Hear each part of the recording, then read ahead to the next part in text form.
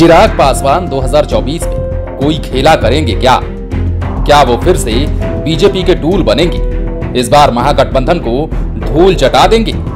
आखिर चिराग पासवान के इस बयान के क्या मायने हैं कि उनकी भी पार्टी बिहार की सभी 40 सीटों पर चुनाव लड़ेगी और चाचा पशुपति पारस से इस जन्म में गठबंधन संभव नहीं है। ऐसे में चाचा भतीजे के बीच की खाई को बीजेपी कैसे पाटेगी, इसे लेकर पॉलिटिकल एक्सपर्ट का मंथन शुरू हो चुका है। दरअसल चिराग पासवान ने कहा है कि उनकी पार्टी लोजपा रामविलास 2024 लोकसभा चुनाव में बिहार की सभी सीटों पर उम्मीदवार उतारने की तैयारी कर रही है। हाल ही में वे अपनी पार्टी को मजबूत करने के लिए नालंदा भी गए हुए थे।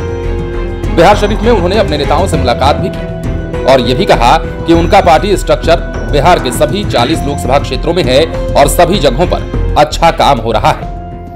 दरअसल चिराग पासवान का ये बयान तब आया है जब एक दिन पहले ही केंद्रीय गृह मंत्री अमित शाह ने नवादा में आयोजित कार्यक्रम में खोलकर कहा था कि बिहार में सभी 40 की 40 सीटों पर बीजेपी की जीत होगी। सभी सीटों पर नरेंद्र मोदी का कमल खिलेगा।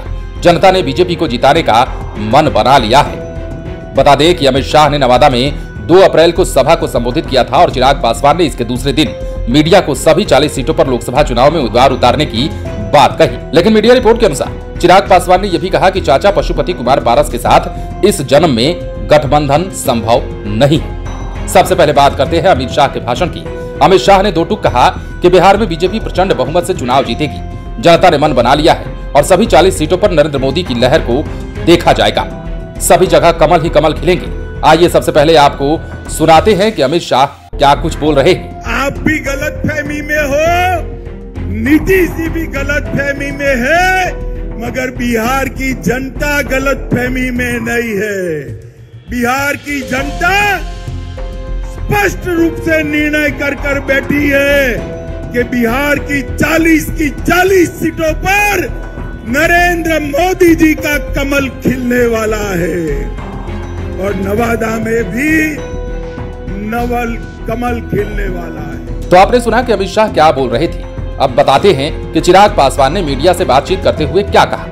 लोजपा रामविलास पार्टी के राष्ट्रीय अध्यक्ष चिराग पासवान ने कहा कि उनकी पार्टी भी बिहार में लोकसभा की सभी 40 सीटों पर उम्मीदवार उतारेगी। अमित शाह के बारे में पूछे जाने पर चिराग ने कहा, हर पार्टी अपनी पहुंच बढ़ाना चाहती है और अमित शाह भी वही कह रहे हैं। ऐसे में सियासी गलियारे में चर्चा तेज हो गई है कि चिराग पासवान के इस बयान के आखिर मायने क्या है।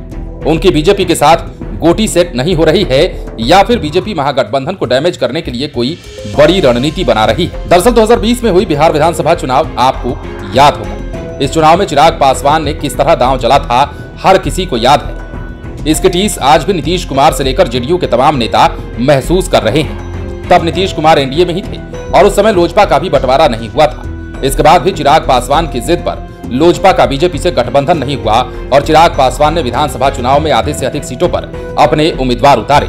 इसे लेकर सियासी गलियारे में भूचाल आ गया था क्योंकि चिराग पासवान ने अपने उम्मीदवार वहीं उतारे थे जहां नीतीश कुमार के उम्मीदवार थे। इतना ही नहीं, चिराग पासवान की ओर से उस चुनाव में खुद को नरेंद्र मोदी का हनुमान भी बताया गया और उनकी पार्टी की ओर से नारे भी लगाए जा रहे थे कि नरेंद्र मोदी से बैर नहीं और नीतीश कुमार तेरी खैर नहीं। पॉलिटिकल एक्सपर्ट की माने तो ये तो नीतीश कुमार थे जो सब कुछ देखते हुए भी घूंट पीकर रह गए थे, जबकि बीजेपी की ओर से इस पर कुछ भी नहीं कहा जा रहा था। बीजेपी की चुप्पी के बाद भी जेडीयू की ओर से भर चुनाव कुछ नहीं कहा गया, लेकिन जैसी उम्मीद थी वही हुआ।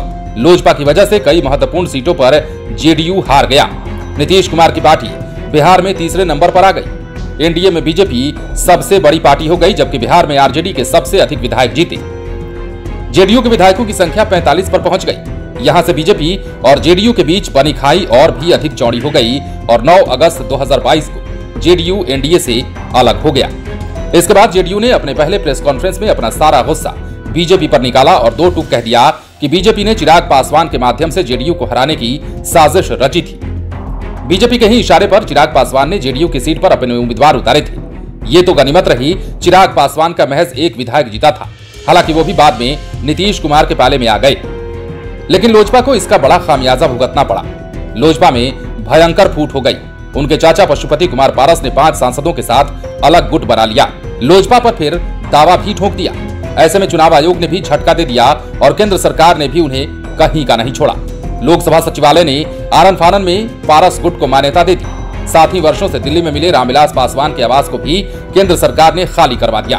कहा जाता है कि ये सब नीतीश कुमार के इशारे पर बीजेपी ने किया था, तब जेडीयू एनडीए में ही था। इन दोनों घटनाओं से चिराग पासवान काफी दुखी हो गए और वे अब एक पल के लिए भी अपने चाचा के साथ जाना नहीं चाहते। और 2 दिन पहले ही चिराग पासवान ने एक बार फिर कह दिया कि वे इस जन्म में चाचा के साथ गठबंधन नहीं कर सकते हैं, मतलब ये असंभव है। पॉलिटिकल एक्सपर्ट की माने तो बीजेपी को उम्मीद नहीं थी कि नीतीश कुमार अचानक झटका देकर महागठबंधन में चले जाएंगे, लेकिन ऐसा हो गया और फिर कहा भी जाता है कि राजनीति में कुछ भी संभव है। ऐसे में बीजेपी चिराग पासवान और पशुपति कुमार पारस को एक साथ करने की रणनीति बनाने लगी। चिराग को एनडीए में लाने के लिए हर हथकंडे अपनाए जा रहे हैं, यहाँ तक कि उन्हें केंद्रीय कैबिनेट में भी शामिल करने पर बात होने लगी। लेकिन पॉलिटिकल एक्सपर्ट के अनुसार चिराग पासवान किसी भी कीमत पर पशुपति कुमार पारस के साथ जाने को तैयार नहीं है। कहा जाता है कि उन्होंने इसे लेकर अपना मैसेज बहुत पहले ही बीजेपी के आलाकमान को भेज दिया। हालांकि इस पर कोई भी खुलकर बोलने को तैयार नहीं है और यही कारण है कि केंद्रीय कैबिनेट का विस्तार महीनों से अटका हुआ है।